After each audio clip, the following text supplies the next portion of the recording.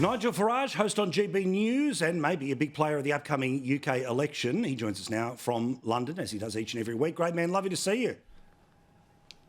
Good to see you. Now, let's talk about, we'll get to King Charles in a second, but Joe Biden, I mean, his supporters are trying to pretend that it's Donald Trump who's got the issues when it comes to being cognitive, his cognitive issues. Well, can we play this grab of the president who kind of doesn't know what France is?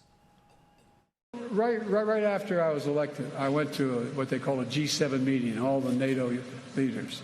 And I sat down and I said, America's back. And Mitterrand from France looked at me and said, you know, why, how long are you back for? Oh, Nigel. Oh dear, oh dear.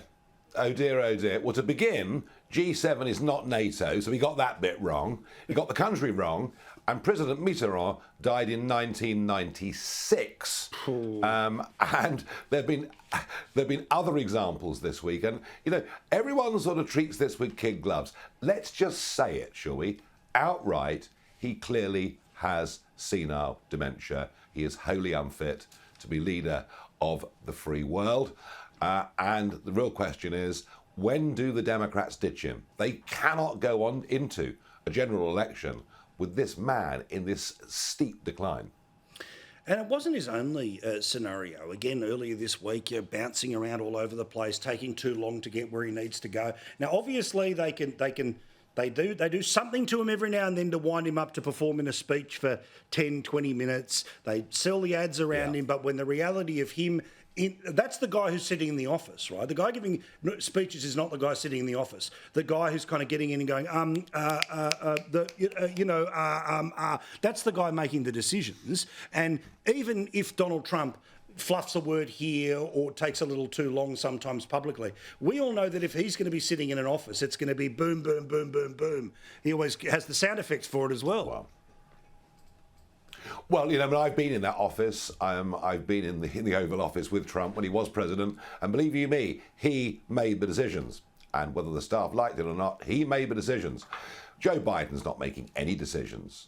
It's basically Obama's old guys that are still around, that are running the White House and are running America. And in some ways, it suits them to keep Biden there as their puppet because they can get on and do whatever deals they want. But look, you know, July is going to be the convention for the Democrat Party. I simply cannot believe this man will be allowed to run, but maybe I'm wrong. Let's get back to the UK. King Charles, we got the news and I saw it rolling out live in your show a couple of days ago, and it was quite grave in its language. The idea that we even got it at all seemed to be a suggestion about how serious things are. But then we saw him out of hospital a couple of days later, and obviously none of us are doctors to be able to work out what's going on. They've been pretty quiet about what is going on. But they clearly wanted to show him being seen as a bloke who might have some sort of terrible diagnosis, but it's not a scenario where he's at death's door. But of course, Harry's decision to fly over immediately made it seem like a death's door situation. Yeah, I mean, look, you know, the cancer diagnosis, it used to be 1 in 3 people at some point in their lifetimes would get the diagnosis. I've had it myself many, many years ago, thank goodness. It's now more like 1 in 2, Paul. So it's not as if this is an unusual diagnosis or disease. We don't know the severity of it. Rishi Sunak hinted that it had been caught early, maybe betrayed a little bit of a confidential conversation. But no, Harry made it look like an emergency, turned it into a real drama by getting on the first flight he possibly could, then being granted a meeting of just half an hour, but no meeting with the Queen, no meeting with his brother, no meeting with his sister-in-law, and within 24 hours, having stayed in a London hotel. Think about that. Yeah. Think how many spare rooms there are at Buckingham Palace, right? Yeah. And he stays in a London hotel and heads back. But you see, here's the point.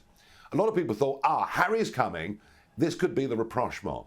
But for the Queen or his brother to ever want to see him again or talk to him, he has to apologise for the disgusting things he wrote about them in that book Spare. He sold out his family for money.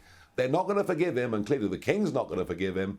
he has to apologise in full for what he's done. He shows no signs. Now, forgive me, I've got a hard out in about a minute here, talk on TV, you know what that means. But apparently there's a bunch of people who are crossing into the country illegally and then pretending that they're Christians when clearly they're not. The Archbishop of Canterbury is an absolute washout, Marxist washout. Since he became the Archbishop, church attendances have fallen by 15%. And yet, there are now an untold number of people, young Muslim men coming in from Syria, Iraq, Iran, who suddenly, miraculously, convert to Christianity, and then Bob's your uncle, they can stay in the country and they're granted asylum. The whole thing is a joke. And it happened the other day with a guy that threw horrible alkali substance over a woman and 2 children, was allowed to stay in the country because he claimed he was a Christian. It's bad. We've got to deal with it. Yeah, bloody oath. Look at that, right to the second. It's like you've got a TV show, which, of course, you can see online, on YouTube, in the UK and on Flash. Thank you so much, Nigel. We'll see you again next week for a longer chat.